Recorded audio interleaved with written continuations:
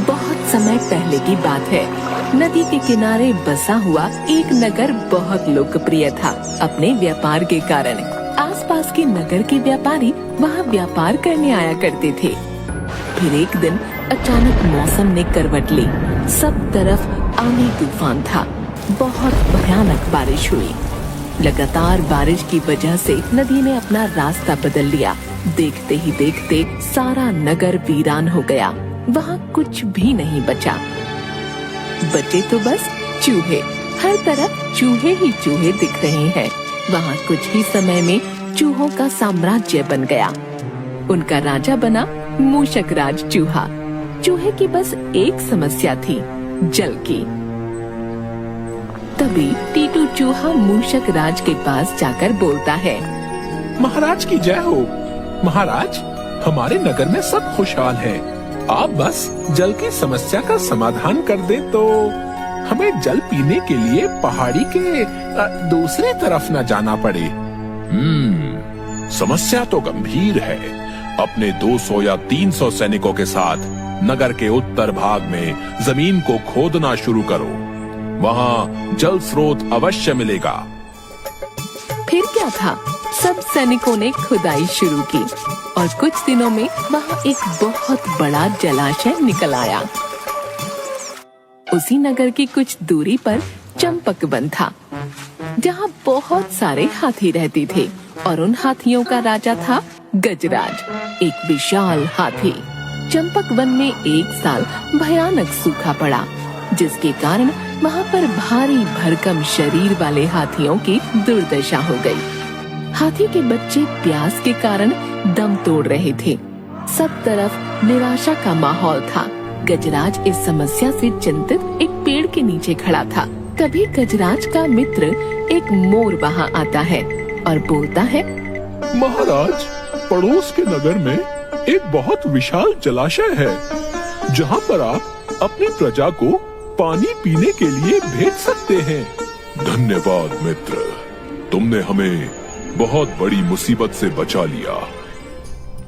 उसके तुरंत बाद गजराज ने सभी को उस नगर की तरफ जाने का आदेश दिया।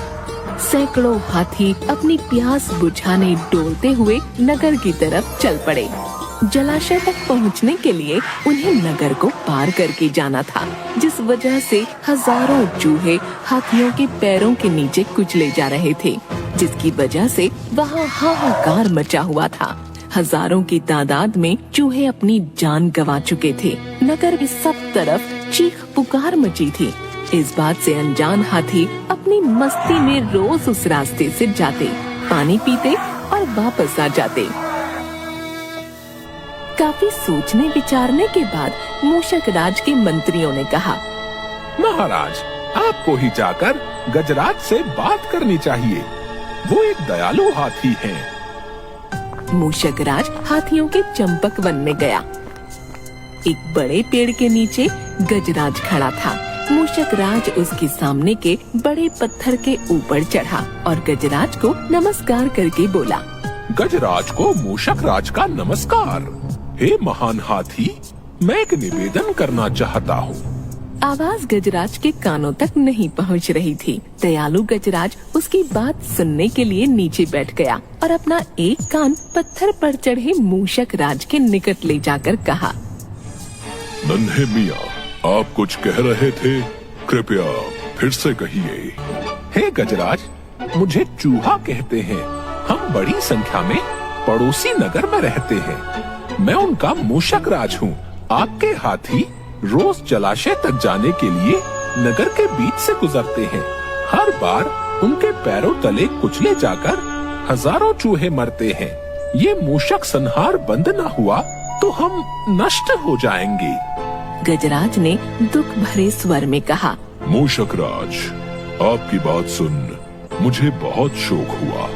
हमें ज्ञान ही नहीं था कि हम इतना अनर्थ कर रहे हैं। हम नया रास्ता ढूंढ लेंगे। गजराज, आपने मुझ जैसे छोटे जीव की बात ध्यान से सुनी। आपका धन्यवाद। गजराज, कभी हमारी जरूरत पड़े तो याद जरूर कीजिएगा। गजराज ने सोचा कि यह नन्हा जीव हमारे किसी काम क्या आएगा, सो उसने केवल मुस्कुराकर मूषक राज को विदा किया। कुछ दिन बाद पड़ोसी देश के राजा ने सेना को मजबूत बनाने के लिए उसमें हाथी शामिल करने का निर्णय लिया। राजा के लोग हाथी पकड़ने आए। जंगल में आकर वे चुपचाप कई प्रकार के जाल बिछाकर चले गए। सैकड़ों हाथी पकड़ लिए गए। एक रात हाथियों के पकड़े जाने से चिंतित गजराज जंगल में घूम रहे थे कि उनका पैर सूखी पत्तियों के नीचे छल से दबाकर रखे गए रस्सी के फंदे में फंस जाता है। जैसे ही गजराज ने पैर आगे बढ़ाया, रस्सा कस गया। रस्से का दूसरा सिरा एक पेड़ के मोटे तने से मजबूती से बंधा था। गजराज चिंघाड़ने लगा। उसने अपने सेवकों को पुकारा, लेकिन कोई नहीं आया। कौन फंदे में फंसे हाथी के निकट आएगा? एक युवा जंगली भैंसा गजराज का बहुत आदर करता था। जब वह भैंसा छोटा था तो एक बार वह गड्ढे में जा गिरा था। उसकी चिल्लाहट सुनकर गजराज ने उसकी जान बचाई थी। चिंगाड़ सुनकर वह दौड़ा और फंदे में फंसे गजराज के पास पहुंचा। गजराज की हालत देख उसे बहुत धक्का लगा। ये कैसा अन्याय है गजराज, बताइए क्या करूं? मैं आपको छुड़ाने के लिए अपनी जान भी दे सकता हूं। बेटा, तुम बस दौड़कर खंडहर नगरी जाओ और चूहों के राजा मूषक राजा को सारा हाल बताना। उससे कहना कि मेरी सारी आस टूट चुकी है। भैंसा अपनी पूरी शक्ति से दौड़ा दौड़ा मूषक राज के पास गया और सारी बात बताई। मूषक राज की जय हो। चंपक वन के महाराज हमारे गजराज मुसीबत में हैं। उन्हें शिकारियों ने अपने जाल में पकड़ लिया है। उन्हें आपकी मदद चाहिए। मूषक राज तुरंत अपने 20-30 सैनिकों के साथ भैंसे की पीठ पर बैठा और वो शीघ्र ही गजराज के पास पहुँचे। चूहे भैंसे की पीठ पर से कूदकर फंदे की रस्सी कुतरने लगे। कुछ ही देर में फंदे की रस्सी कट गई व गजराज आजाद हो गए। धन्यवाद मूषक राज, मैं आपका आभारी हूँ जो इस मुसीबत के समय आपने हमारी मदद की।